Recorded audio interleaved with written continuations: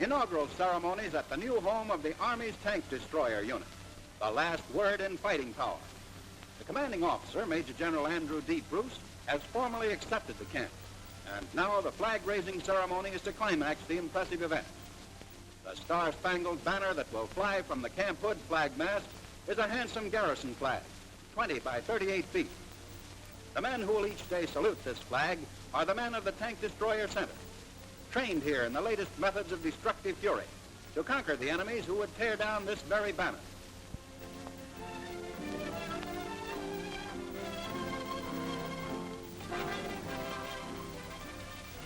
The flag is raised. Camp Hood, Texas is officially launched. And here are the tank destroyers for which this center is fast becoming famous. Giant fighters mounted on half-tracks. They're Uncle Sam's answer to Hitler's tank columns. Once feared, but today, targets for the tank destroyer.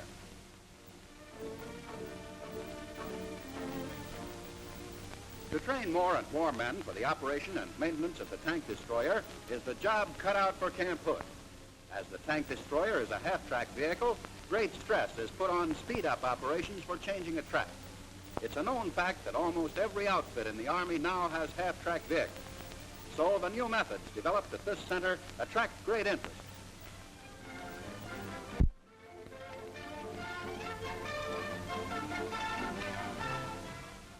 The accent is on teamwork and speed. The instructor orders a typical two-man team into action, and they take to the task of removing the track with lightning efficiency. A job that once took hours, reduced to a matter of minutes. 6 men were once required for this type of assignment, but the new method perfected by the automotive department of the Tank Destroyer School has changed that. The students see for themselves and quickly learn how a track can be removed by only 2 men, and in faster time.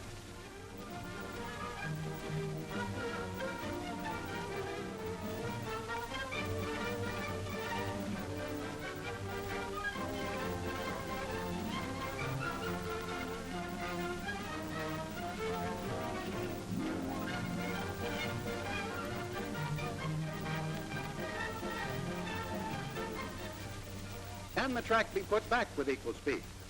The answer is effectively given to the students under more realistic conditions.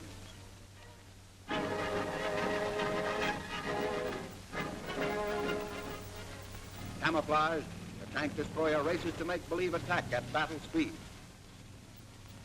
A jeep cuts across the tank destroyer's path. It skids and comes to an abrupt halt. The track has been thrown. It has to be replaced without lost motion. Only 2 men are needed, so the others can spread out and stand guard while the mechanics go to work on the track.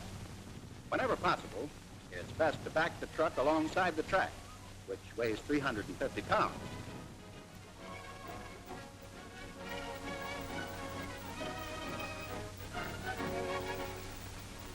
Now the soldier mechanics really get going in their race against time. The outside man loosens the stud nuts on the idler outer flange.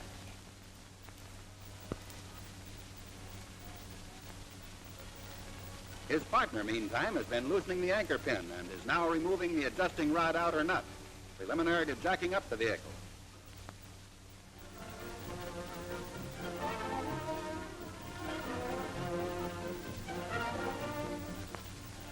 The outside man completes the operation of removing the idler outer flange.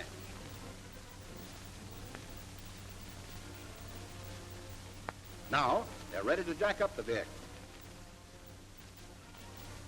The outside man knows just when to put the steel block into position, which prevents the bogey wheels or lower rollers from sagging.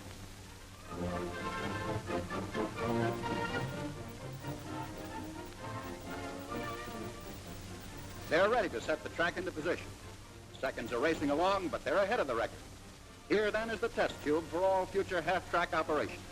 Every Army man knows that the tide of battle may hinge on just this type of repair work and how fast it can be done. Efficient handling of the pry bar helps to get the track back on the drive strut.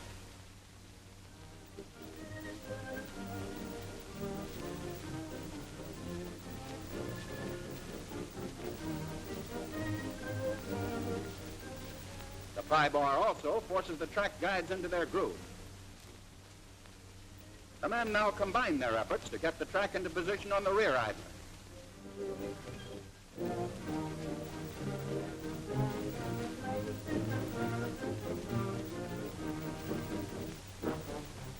Tying up, a backward rotary movement and some foot power do the trick.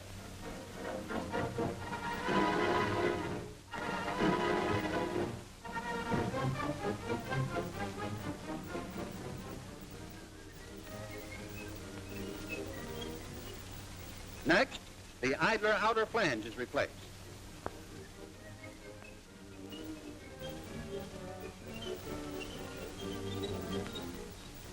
Jacking down, they're into the home stretch, and the stopwatch says they're ahead of the old mark.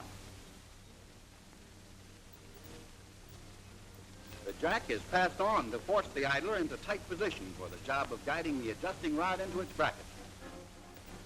Systematic cleaning and lubrication of parts helps make this job less difficult. The outer adjusting rod nut is put on and tightened.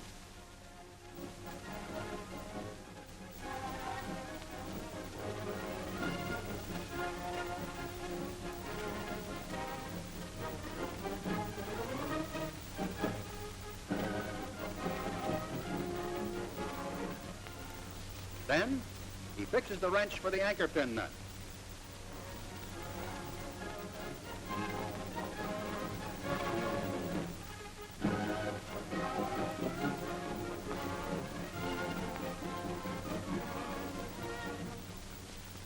His work finished, he rushes out front. While his partner tightens the last of the stud nuts, he releases the jack. And the well-coordinated job is done. A new record has been set, all right. They've replaced the thrown track, and the vehicle is rolling again in 9 minutes. It's a record for half-track men everywhere to shoot at. And Camp Hood is proud that its men are setting the pace. Now we join the tank destroyer in battle maneuvers. The destroyers carry powerful 75mm rifles that are to fire at targets 500 to 800 yards afield. How to stop a tank for good is the lesson to be learned for this demonstration. The targets are make-believe German tanks, towed on range tracks.